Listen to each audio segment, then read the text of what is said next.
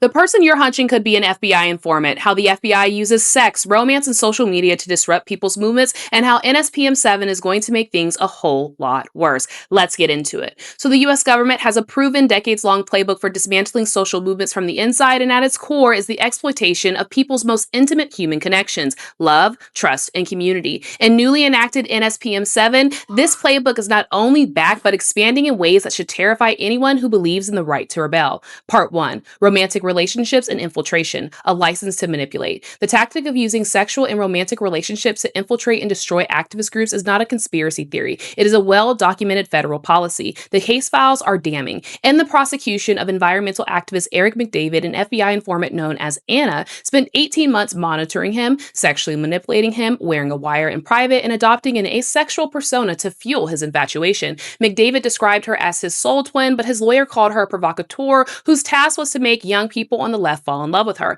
When Anna told her FBI handlers about McDavid's growing feelings, they didn't pull her out. Instead, they gave her a psychological manual and told her to hold out as long as she could. She was paid over $65,000. The pattern is identical with Khalil Abu Rayyan, a 21-year-old Michigan man who was suicidal over a breakup with one FBI honeypot, only for the FBI to send another woman in to entrap him. In a recorded call where Ryan said he had bought rope to kill himself, the FBI informant asked, "Which thought is greater to you right now, hurting yourself or somebody else?" His lawyers say the government blatantly steered him toward terrorism as an acceptable form of suicide. At Standing Rock, FBI informant Heath Harmon entered a romantic relationship with water protector Red Fawn Fallis. Heath Harmon had close familial ties with community leaders and even participated in important ceremonies. Red Fawn Fallis was sentenced to nearly 5 years in prison after a gun that belonged to the FBI informant Heath Harmon went off when the police tackled her. To this day, the weaponization of intimacy is enabled by the lack of policies by the FBI and the local police forces that coordinate with them.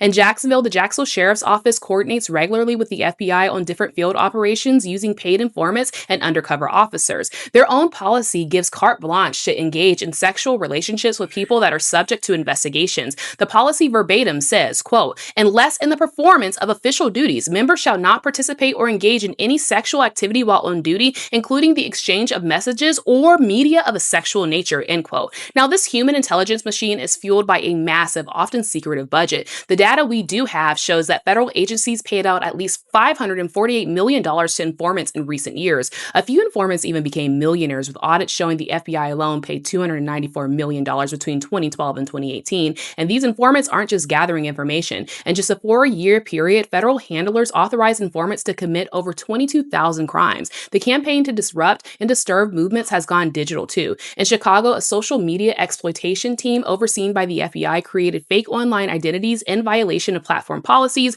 friended targets, and were even permitted to take full control of informants' real social media accounts so they could pose as them online. The FBI recently signed a $27.6 million contract for social media surveillance software aiming to create low footprint and anonymous accounts to monitor and map networks in real time. Part 2. COINTELPRO, the original blueprint for disruption. This is not a new frontier of policing or disrupting either. These tactics are a direct descendant of COINTELPRO, the FBI's counterintelligence program, which was formerly active from 1956 to 1971. The stated objective of COINTELPRO was to expose, disrupt, misdirect, discredit, or otherwise neutralize groups and individuals deemed threats to the status quo of capitalism and white supremacy in America. Now, targets included the Black Panther Party, the Communist Party, Dr. Martin Luther King Jr., the American Indian Movement, and later the New Left anti-war movement. The tactics that they utilized included psychological destruction. Declassified documents reveal the FBI's toolkit. 1. Destroying marriages. Anonymous letters were sent to the spouses of targets to ruin their relationships.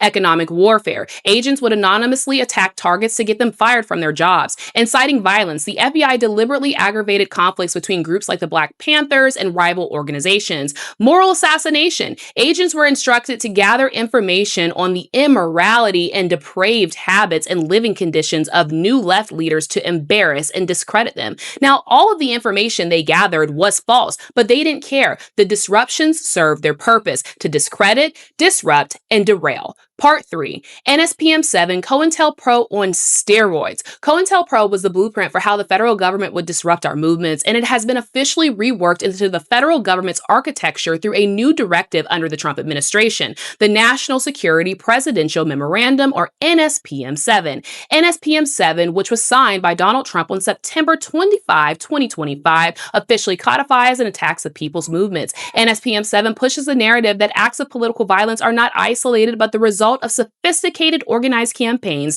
designed to silence opposing speech and prevent the functioning of a democratic society. So who does NSPM-7 target? NSPM-7 uses the umbrella term anti-fascism to label a wide array of political views as indicators of domestic terrorism. The memorandum lists the signature motivations to be investigated as anti-Americanism, anti-capitalism, anti-Christianity, support for the overthrow of the U.S. government, extremism on migration, race and gender, and hostility towards traditional views on family, religion, and morality. A follow-up memo from fired former Attorney General Pam Bondi came out on December 4th, 2025, and discussed how NSPM-7 should be implemented at the local and state level. The feds also directed federal prosecutors to vigorously pursue these cases and leverage RICO statutes, which are typically used against the mafia, against various organizing networks. Homeland Security Advisor Stephen Miller declared it the first time in American history that there is an all-of-government effort to dismantle left-wing terrorism. Now, the parallels to COINTELPRO are not an accident either. The NSPM-7 Bondi framework is a formalized resurrection of the New Left COINTELPRO of 1968. It establishes a national priority to disrupt networks before a crime is committed, just as COINTELPRO sought to neutralize a messiah before they could unify a movement. Now, oftentimes when people hear the word messiah, they think that this always means an important figure like Dr. Martin Luther King Jr. or Fred Hampton, but it also includes liberation or communist groups that seek to unify the movement around a common goal, the overthrow of the current order. For example, in declassified documents, the aim of COINTELPRO was to also, quote, prevent groups and leaders from gaining respectability by discrediting them to responsible Negro community, the responsible white community, and liberals, end quote.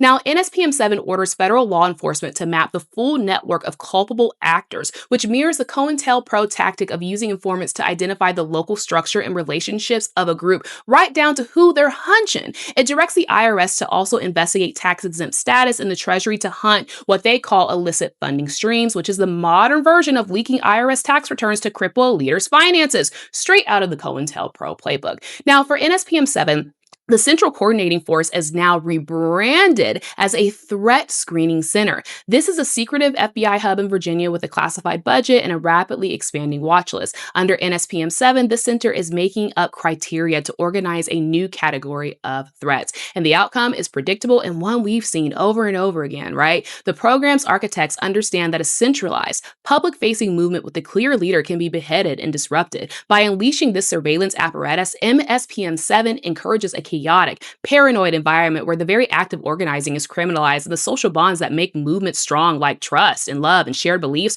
are systematically turned into vulnerabilities. Part 4. How to spot a rat. Now, the goal of these programs is to stop us from organizing, plain and simple, and we must defend our movements. Now, based on the pattern these programs leave, here's what you should watch out for and what to do. Now, there are multiple types of informants, right? But for these purposes, we will discuss the characteristics of 5 different types of informants. 1, the provocateur push, someone who consistently pushes for more militant, illegal, or over-the-top actions that the rest of the group is just not comfortable with. They may have a rehearsed militant revolutionary persona, but scatter like roaches when the light comes on during a real moment, often suddenly disappearing right as the action is taking place.